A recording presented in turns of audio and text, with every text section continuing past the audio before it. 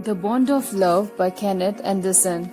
As narrated by the author, that 2 years ago, the author and his friends were passing through the sugarcane fields near Mysore. People were driving away the wild pigs from their fields by shooting at them. Suddenly, a slaughter bear came out of the field. One of the writer's companions shot at the bear. It fell dead. They came near the fallen animal. They saw a bear cub riding on its mother's back. The cub was making pitiful howls. The writer tried to catch it, but the bear cub ran away into the field. The writer and his companions ran after it. At last, they were able to catch it. The baby bear tried to free itself. It tried to scratch the otter with his long hook claws. They put the bear in a gunny bag and brought it to Bangalore. The otter presented the little creature to his wife. She was very happy. She named the bear cub Bruno. The otter's wife brought up Bruno with love and care. She looked after the bear cub as he were her own child. At first, Bruno was taught to drink milk from a bottle. Within a few days, he started eating normally. He drank and ate everything. He ate porridge made from any ingredients.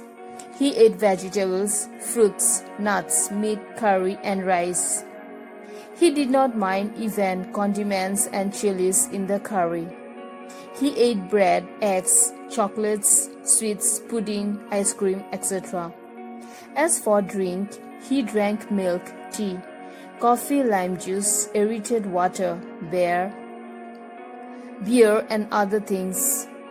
He became attached to all the children of the tenants living in the bungalow.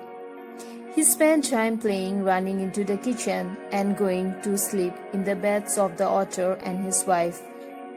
Because of the love and affection showed by the author's wife, he developed great affection for her. One day, an accident befell Bruno. There were rats in the author's library. In order to kill them, he had put down barium carbonate in the library. It was poisonous. Bruno entered the library and ate some of the poison. He suffered from a stroke or paralysis, but he dragged himself slowly to the author's wife. He was weakening rapidly. He was breathing heavily and vomiting. The author at once took him to a veterinary doctor. The vet gave him 10 cc of antidote through an injection, but his condition remained unchanged. Then, another 10 cc was injected. This improved his condition. Bruno got up and enjoyed a good meal. Another time, the little bear drank a lot of old engine oil, but fortunately, it had no effect on him. With the passage of time, Bruno grew up in size. He became equal to the Alsatians in size and even outgrew them. But he was just as mischievous as before. He was very fond of the people around him, but he especially loved the author's wife. She also loved him. She changed Bruno's name to Baba, which in Hindustani means small boy. The bear could do a few tricks also. When he was asked Baba box, he started boxing with anybody who was near him. When someone gave him a stick and said, "Baba, hold the gun," he pointed the stick at him. He had concealed a stump of wood in his straw bed. When he was asked, "Baba, where's the baby?" he immediately produced and cradled that piece of wood. But because of the tenant's children, the bear had to keep chained most of the time. With the passage of time, the bear became too big to be kept at home. The author, his friends, and his son advised the author's wife to gift Baba to the zoo at Mysore. After some weeks of such advice, she finally agreed. Therefore, a letter was sent to the curator of the zoo. He agreed to take the bear. Baba was sent to the Mysore Zoo in a cage. But the author's wife felt very sad. She wept and for the first few days refused to take food. She wrote a number of letters to the curator of the zoo. She asked in her letters about the condition of Baba. At the zoo, Baba was also in a similar position. He was inconsolable. He also did not take food for the first few days. He was well but looked very thin and sad.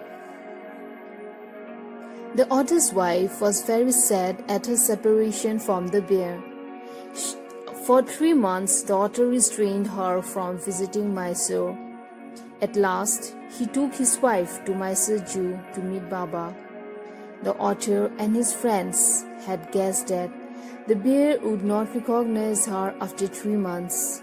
But as soon as Baba saw her, he recognized her.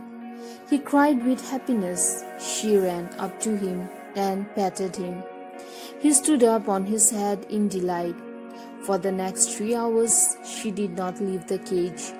She gave him tea, lemonade, cakes, ice cream, and other things. At last, the closing time came and she had to leave. The otter's wife wept bitterly. She felt that she could not live without the bear. She requested the curator and the superintendent to send Baba back.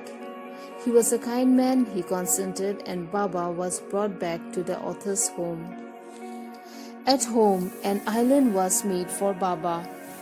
It was 20 feet long and 15 feet wide. It was surrounded by a moat 6 feet wide and 7 feet deep. A wooden box was kept for Baba to sleep at night. Straw was placed inside to keep him warm. Baba was very happy in his new home. The otter's wife spent hours sitting there. It is the story of love between animal and man.